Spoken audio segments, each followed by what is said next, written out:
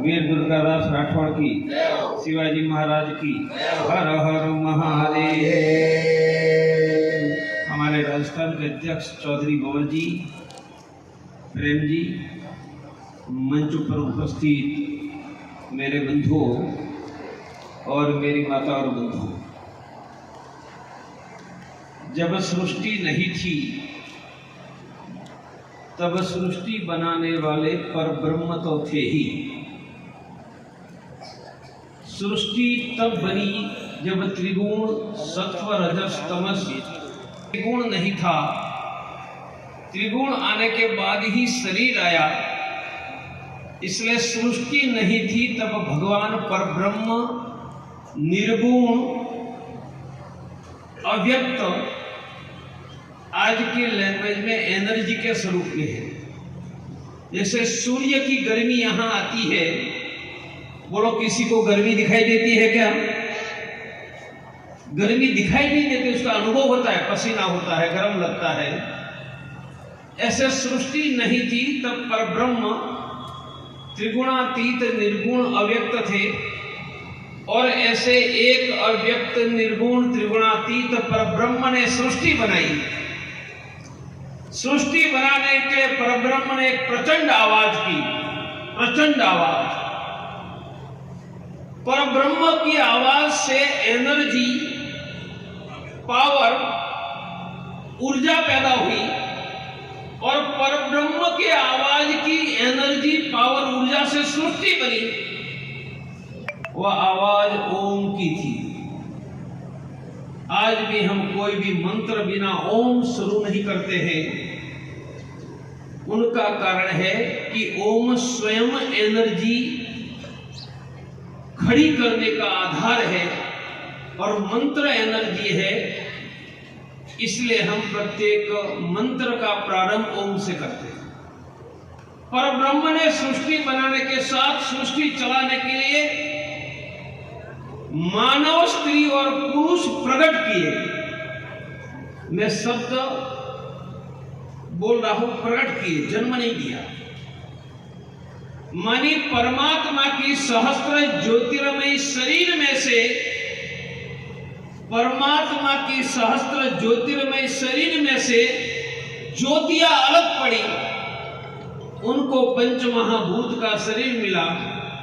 हमने कहा कि आपका नाम प्रेम जी है, ओम जी है। मैं कहता हूं उनका अर्थ समझो। परब्रह्म के सहस्त्र ज्योतिर्मय शरीर से ज्योतियां अलग निकली, वही प्रथम स्त्री पुरुष थे और वही हमारे पुरखे थे। तो बोलो, हमारा बाप कौन हो गया? भगवान। हमारा बाप कौन हो गया? इसलिए हमारे शास्त्रों में कहा कि हम देवताओं के वंशज हैं। भगवान ने स्त्री और पुरुष प्रकट किया था, उनका जन्म नहीं था। जन्म नहीं था इसलिए मृत्यु नहीं था। वह कौन थे?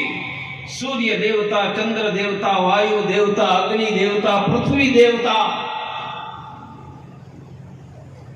वह सभी देवता थे। और देवता के अलावा थे, उनको हमने ऋषि के नाम पर जाना। हम किसी भी जाति के होंगे, हम जाट होंगे, माली होंगे, गुर्जर होंगे, ब्राह्मण होंगे, राजपूत होंगे, आखिर हमारे बाप तो भगवान ने पैदा किए हुए ऋषि ही थे। और ऋषियों की कोई जाति नहीं थी, वो ब्राह्मण नहीं थे, क्षत्रिय नहीं थे। इसलिए उनका जन्म नहीं था, इसलिए मृत्यु नहीं था। भगवान के मन के संकल्प से सृष्टि, मेरा फोन पर बात नहीं करेगा, मेरे साथ मंच पर। भगवान के मन से सृष्टि बनी थी, इसलिए उसको मानस सृष्टि कहा। बाद में द्वितीय चरण की सृष्टि आई, इसमें जन्म आया। जन्म आया तो मृत्यु आया, मृत्यु आया तो पुनर्जन्म आया कि प्रेम जी का दूसरा जन्म कहां होगा, आयुष्य कितना होगा, धन यश आरोग्य कितना मिलेगा। तो आजकल सबके पास मोबाइल है ना, मोबाइल की बैटरी चार्ज करते हैं, चार्ज रहता है तभी मोबाइल से बात होती है ना। बैटरी का चार्ज पूरा हो गया, डिस्चार्ज हो गई, मोबाइल से बात होगी। तो जन्म की सृष्टि शुरू होने के पहले सृष्टि में एनर्जी, पावर, ऊर्जा अकेले भगवान पैदा करते थे, जैसे ओम की ऊर्जा। अब जन्म की सृष्टि शुरू होने के बाद भगवान ने जन्म लेने वाले प्रत्येक व्यक्ति को एनर्जी, पावर, ऊर्जा पैदा करने की सिस्टम दे दी और कहा कि जीवन भर जितना एनर्जी, पावर, जितनी बैटरी चार्ज करोगे उनके प्रमाण में आपका आयुष्य होगा। आपकी ऊर्जा की बैटरी, जिनको शास्त्रों की भाषा में कर्म कहा,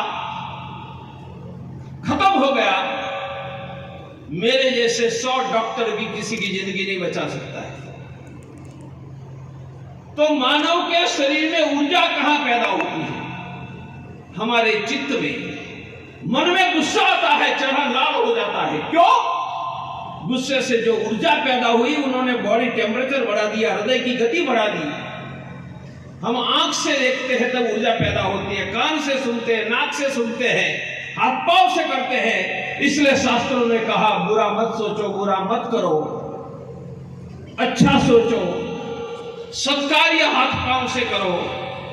तुलसी को पानी पिलाओ, पीपल को पानी पिलाओ, अन्नदान करो, गाय की सेवा करो, माँ बाप की सेवा करो।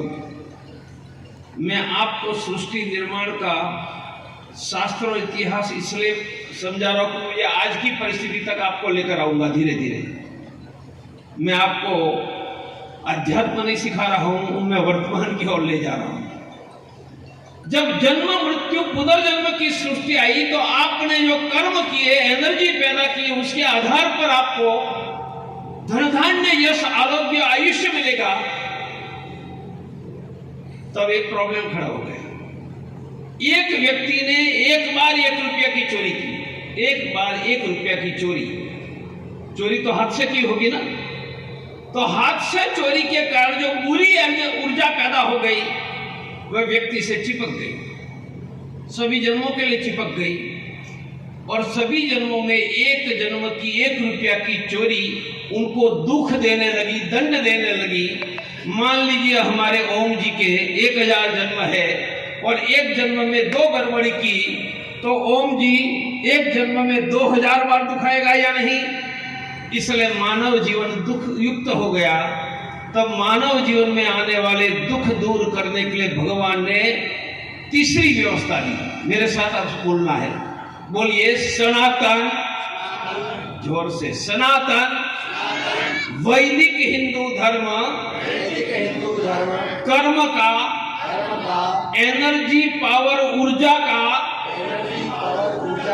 साइंस पूर्व जन्म के बुरे कर्मों की बुरी एनर्जी हमसे दूर करके अच्छी एनर्जी अच्छे कर्मों से पैदा करवा के हमारा पैसे बढ़ाने का,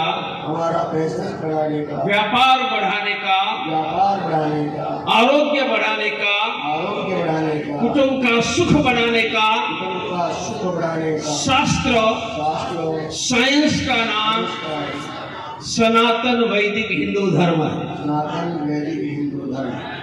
मैंने आपको समझाया, उसमें एक प्रश्न का उत्तर मिल गया, हिंदू क्यों बने रहना। मैं तो कैंसर का डॉक्टर हूं, मैंने हजारों लोगों को काटा है। मुझे बताओ, हिंदू और मुसलमान, हिंदू और क्रिश्चियन, उसके खून में कोई अंतर होता है? बिल्कुल नहीं। दिमाग में बिल्कुल नहीं, हृदय में बिल्कुल नहीं। तो मुसलमान हमारे पुरखे क्यों नहीं बने? क्यों नहीं बने बताओ मुझे? क्रिश्चियन क्यों नहीं बने? ये देश में 100 वर्ष पहले सूखा पड़ा था, 1 करोड़ लोग भूखे मर गए थे। 1 करोड़ लोग। ये 1 करोड़ क्रिश्चियन क्यों नहीं बने? अंग्रेजों का राज था भाई। क्यों? क्योंकि परब्रह्म ने, भगवान ने हमारे पुरखों को धर्म दिया। यह धर्म भगवान के लिए नहीं, यह धर्म भगवान के लिए नहीं है।